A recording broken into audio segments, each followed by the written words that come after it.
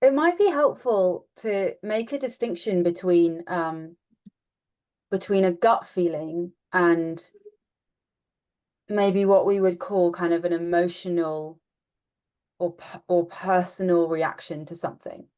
This was really useful for me to see, is that there's a distinction, as we've kind of been talking about so far, between kind of logic and fact and feeling.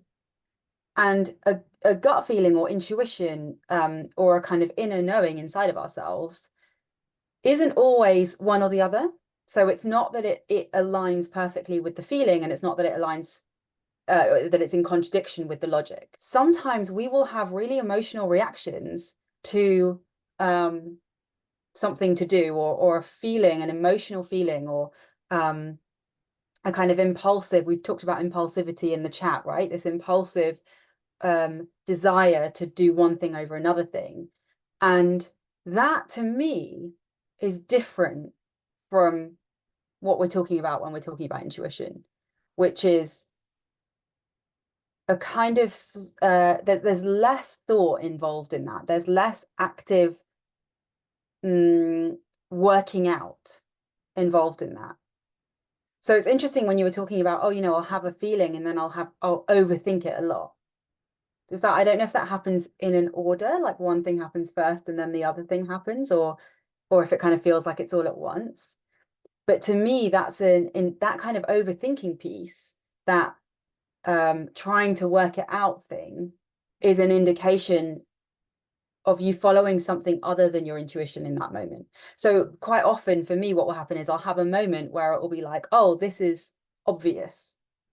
Almost like, ah, oh, yeah, right? Like it's super simple, it's super gentle. There's not a lot of, it's not groundbreaking. It's just kind of like, oh yeah.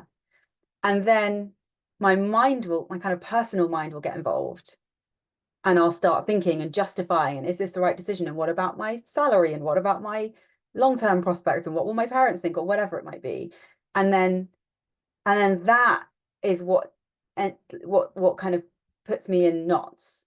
Like, maybe this is another misconception, is that sometimes when we hear our intuition, or we know what that's saying to us, that doesn't make it easy to follow. So sometimes that, like you say, that can be in opposition with social expectation, or what we always thought we would do, or the life, that the expectation that we have, the life that we thought we would lead. And intuition pops up and it's like, no, no, no, actually, this thing over here is better for you. And it's like, oh God, so now I have to rethink the rest of my life because now I'm going to be doing this. It's not always that it's like the most obvious, the path of least resistance, but it is the path of least resistance in the sense that it's the one that is right for us. It's that authentic truth of what is actually right for me. Um, Even though it might mean other things in life need to be molded or changed or shifted in order to match that. Does that make sense?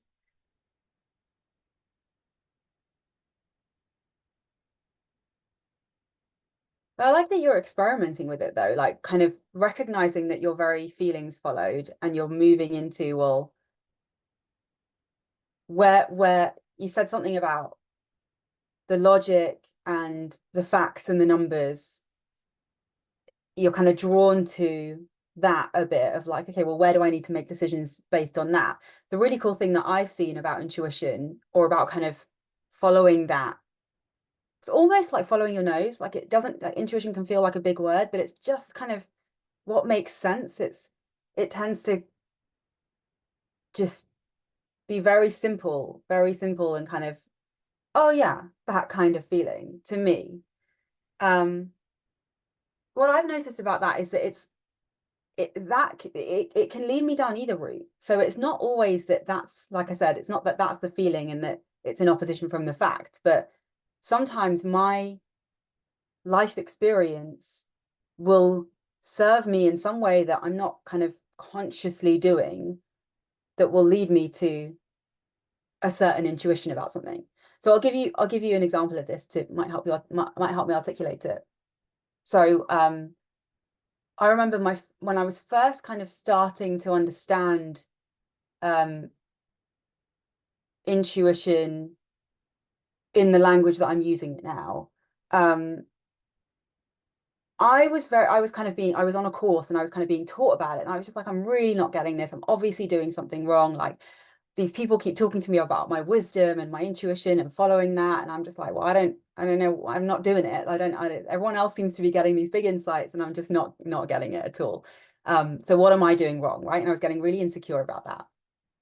And I was on a one-to-one session with a coach and I was expressing this. And she said to me, I can't remember what she said actually, but she basically just encouraged me to kind of just looks like she asked me to just if there was anything that had kind of been coming up for me that felt like it made sense, or I don't know how she phrased it. And what I realized was the last few weeks at work, I had been, high workload, quite stressed, and I would get this like occasional, every kind of day or two, would get this voice in my head that just said, do one thing at a time. And I said this to her and I was like, oh yeah, that's kind of the only thing that I can think of that matches what you're asking me here, is that every now and then I've been getting this thought of like, do one thing at a time with your work. You've got 16 tabs open and you're trying to do everything at once. Just do one thing at a time. And she was like, hey, that's intuition, that you're doing it. And that's not something like that thought, do one thing at a time. It's so obvious, right? We all would have we've heard that as a concept before. It's not new, it wasn't new to me. But it was kind of like this little nudge that I had completely dismissed as kind of something different to this wise thing that I was being taught to look for. But actually it was the same thing. And she was like, that when you're being given that little nudge of like, just do one thing at a time, that's your wisdom speaking to you. Like it, and that comes with like that's kind of a culmination of all of my experiences and things that served me in the past and my gut, and it all kind of comes together. It's not that they're separate from each other, that the facts and the numbers, or the way that you were describing that, is separate from what my intuition is telling me. Actually, it can be very practical, can be very real. It doesn't have to be